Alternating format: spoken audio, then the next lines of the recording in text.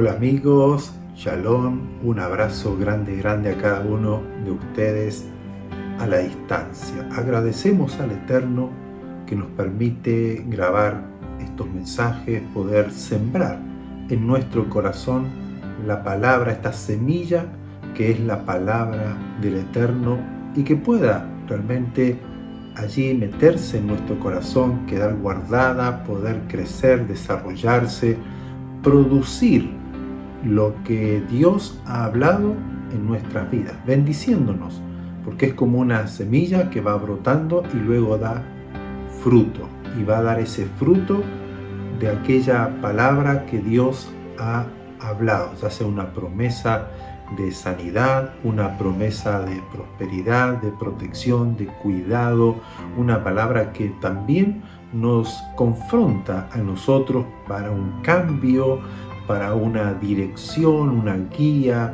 nos enseña, nos educa, nos da sabiduría. Todo aquello que Dios ha hablado, que ha salido de su boca, no vuelve a Él vacía, sino que va a cumplir aquello por lo cual Dios la ha hablado.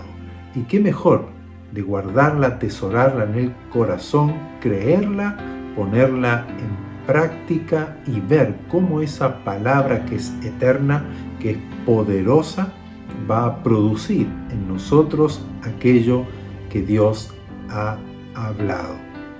Y estaba pensando cómo a veces nosotros queremos imponer nuestras reglas, o imponer nuestros derechos, y una serie de cosas que a veces está bien, pero ¿cuántas de las veces que nosotros queremos imponer algo estamos equivocados?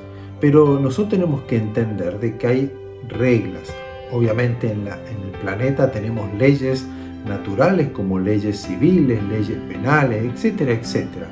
Y que uno, si la transgrede, va a sufrir sus consecuencias o va a obtener esas consecuencias de no haberlas cumplido, no haberlas respetado, haberlas transgredido.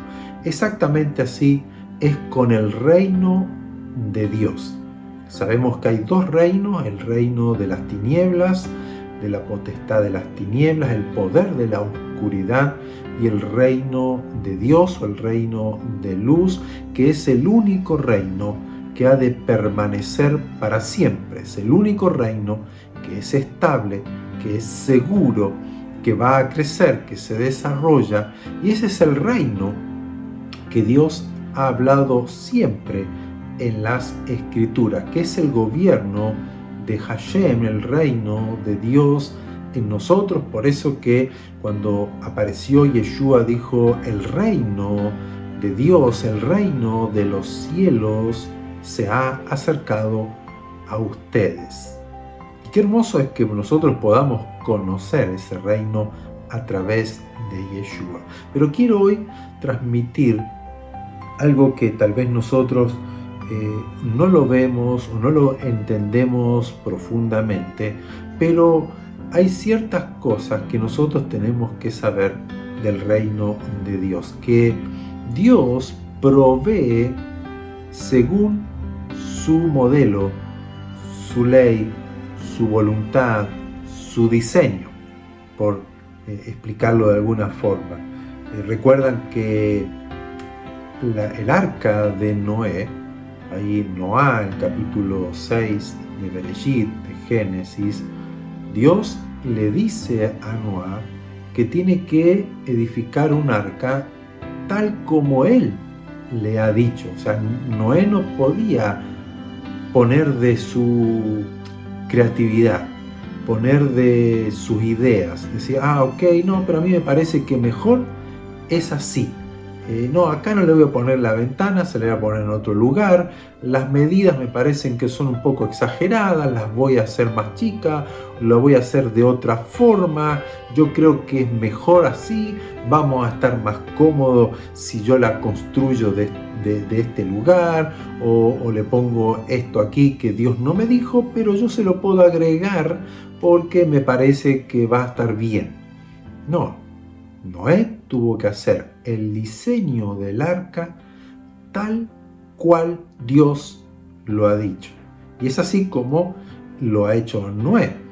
Si leemos el capítulo 6, dice: y así Noé hizo todo tal como Dios le había dicho. Lo mismo le pasó a Moisés cuando Dios le da el diseño del tabernáculo, de la sucá, donde iba a morar. Y no solamente el diseño de la carpa, sino el diseño de cada uno de los accesorios: el altar de bronce, la mesa de los panes para la proposición, el candelabro, el arca del pacto, ¿no?, que estaba en el lugar santísimo. Todo tenía una medida, un diseño, materiales, colores, etcétera, etcétera, tal como Dios se lo mostró en el Sinaí a Moisés. Por lo tanto, deducimos siempre, tenemos que ver que cuando hablamos de salvación, cuando hablamos de vida de nosotros, el hombre, cómo vivir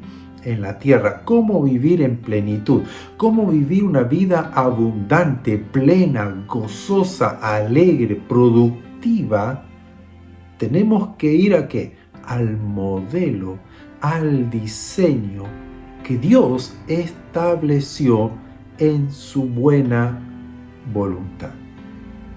Y cuando hablamos de salvación, también, porque entendemos que allí en el huerto del Edén podemos ver que Adán y Eva transgredieron y perdieron ese modelo, ese original, ese diseño que Dios había creado. Hemos hablado cómo Yeshua vino para poder retomar, reconciliar, obtener nuevamente aquello que se había perdido, que era ese diseño, ese modelo original que Dios estableció en su buena voluntad. Pero quiero ver aquí, por ejemplo, en el capítulo 5 de Hechos de los apóstoles, Elías, que habían escrito y habían salido a anunciar el mensaje de salvación. Dice el verso 30 y 31 del capítulo 5, dice: el Dios de nuestros padres, Hashem, levantó a Yeshua, a quien ustedes mataron colgándole en un madero. A Yeshua, Dios ha exaltado con su diestra por príncipe y salvador, para dar a Israel arrepentimiento y perdón de pecados. Ese es el diseño. Dios proveyó la salvación, proveyó el perdón, proveyó a Israel arrepentimiento, la teshuvá, para poder volver al original. Pero tenemos que ver que tanto en el arca de Noé, cuando construyó el arca, Dios le dice en el capítulo 6, verso 18 a Noé: mas estableceré mi pacto contigo y entrarás en el arca tú, tus hijos, tu mujer y las mujeres de tus hijos contigo. Tuvo mucho tiempo Noé para construirla, tuvo mucho tiempo para hablar a la gente, porque si leemos el capítulo vemos que el hombre se había corrompido en gran manera y que lo único que pensaba el hombre era todo hacia el mal y hacer el mal, y Dios iba a destruir. Pero Dios le da la posibilidad al hombre de salvarse de este juicio, y es por eso que el diseño que Dios le da a Noé es para salvarse el hombre. Ninguno se salvó exceptuando Noé, su esposa, sus hijos y las mujeres de sus hijos. Y Dios hace un pacto.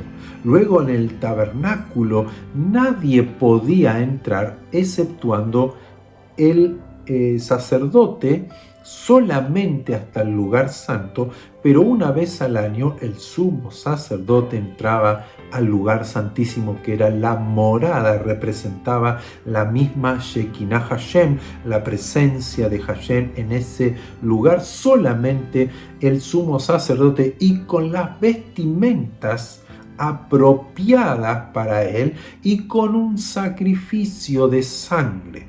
O sea, Dios establece el diseño y cómo se debía hacer para llegar a Él. Por lo tanto, aquí vemos que la salvación no es como a mí me parece o como yo lo diga o como yo crea, sino es aceptando, creyendo a lo que Dios ha establecido. Y esto también lo vemos en lo natural. Yo no puedo ir, por ejemplo, de viaje, me voy a otro país, voy a ingresar allí en la policía de migraciones en Israel mismo. ¿Qué me van a pedir?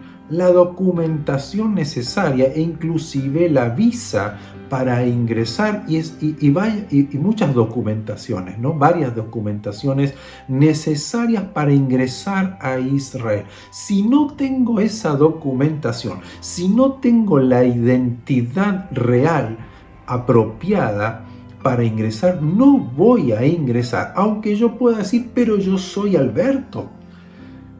Yo quiero entrar, yo voy a entrar porque yo soy Alberto y he hecho cosas buenas en mi país.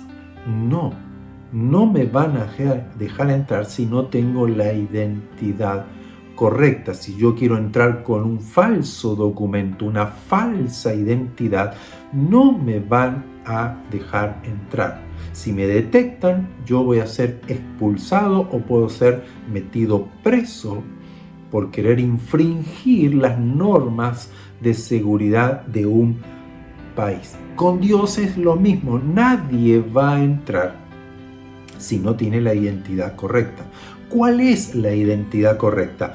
El hombre creado a imagen y semejanza de Dios. Dios tiene que vernos en nosotros como su hijo, como parte de su nación. Segunda de Pedro, quiero leer capítulo 3 y 9, la carta de Pedro, la segunda carta, el capítulo 3, verso 9, dice: Adonai no retarda su promesa, según algunos la tienen por tardanza, sino que es paciente para con nosotros, no queriendo que ninguno sea destruido, sino que todos procedan al arrepentimiento. O sea, Dios es paciente con nosotros. ¿Para qué?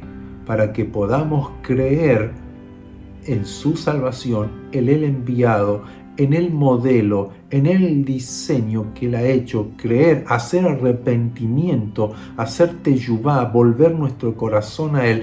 ¿Para qué? Para que nuestro nombre esté inscrito en el libro de la vida y que la imagen de Dios venga sobre nosotros, reconciliándonos con Él, entrando a su reino, dejando que Él gobierne nuestras vidas y caminando en sus misbot. En Apocalipsis, cuando habla del fin de todas las cosas, el capítulo 21, el verso 27, dice que en el nuevo cielo, en la nueva tierra que Él va a crear, donde Él va a restaurar, ¿no?, todas las cosas prometidas ya en los profetas de Israel, y que Israel lo va a vivir, pero también toda la humanidad va a estar presente.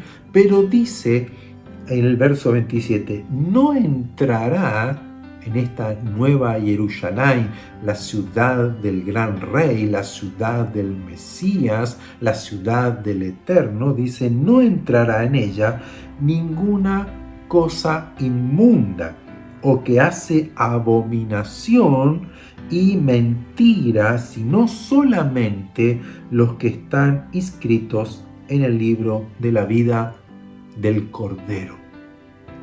¿Por qué del Cordero? Porque es el que pagó el precio, el que derramó esa sangre que nos permite entrar al lugar santísimo. Pero no se puede entrar con las vestiduras que yo tengo hoy.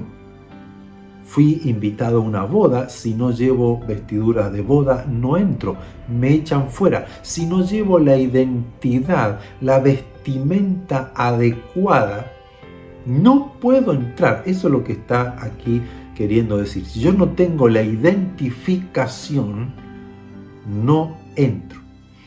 Si soy un mentiroso, si he hecho abominación, si soy idólatra, si soy adúltero, si no he hecho teshuvá, si no me he arrepentido, si no he creído que el arca, el diseño que Dios puso para salvarme es el único que me puede salvar, no voy a ser inscrito en el libro de la vida.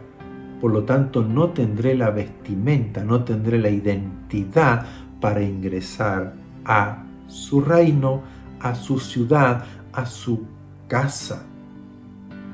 Lo que quiero hoy señalar es que no podemos nosotros ser rebeldes a lo que Dios estableció, porque somos creados y fuimos creados para Él. Tenemos que ser uno con Él. Tenemos que tener en nosotros su simiente, su ADN, su imagen, su identidad en nosotros. De eso se trata la vida de fe y la vida en esta tierra, preparándonos para nuestra nueva Jerusalén, para nuestra nueva morada que es eterna, para estar con Él eternamente. Si yo no tengo la identidad, si yo no tengo la documentación, si yo no estoy inscrito en el libro de la vida, no voy a entrar, por más que yo quiera y por más que a mí me parece que Dios es exagerado, que Dios ha puesto cosas que a mí no me interesan, no me gustan. Yo voy a hacer la vida como a mí me interesa, como a mí me gusta, como a mí me place, como a mí el corazón me diga. No voy a entrar por más que quiera.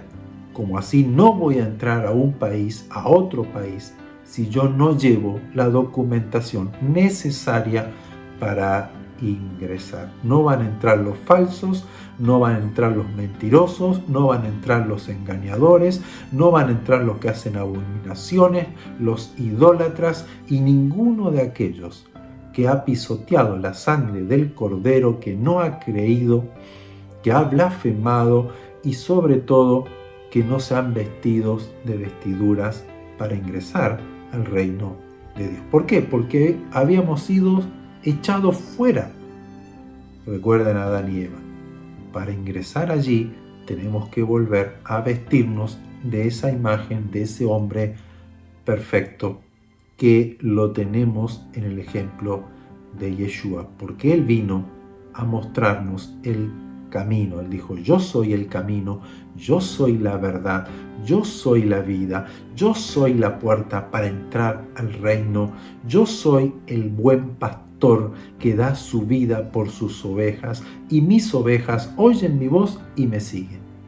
Por lo tanto, hoy les animo a leer más las Escrituras, a buscar a Dios de todo corazón, mirarle a Él. El tiempo se está acercando, el tiempo se está terminando, y esta es la oportunidad de hacer teshuvá, de buscarle, de amarle, de cumplir su palabra y seguirle a Él, y que Él nos vista y nos ponga su identidad a cada uno de nosotros. Si todavía no hemos creído, si todavía no hemos abrazado esta salvación que Dios nos ha provisto, entremos a la salvación, a lo que Él ha provisto para ser salvo, como lo fue Noé, como lo fueron tantos otros que creyeron a lo que Dios había establecido y fueron salvados y fueron perdonados y fueron restaurados, porque Dios es misericordioso y, como decía Pedro,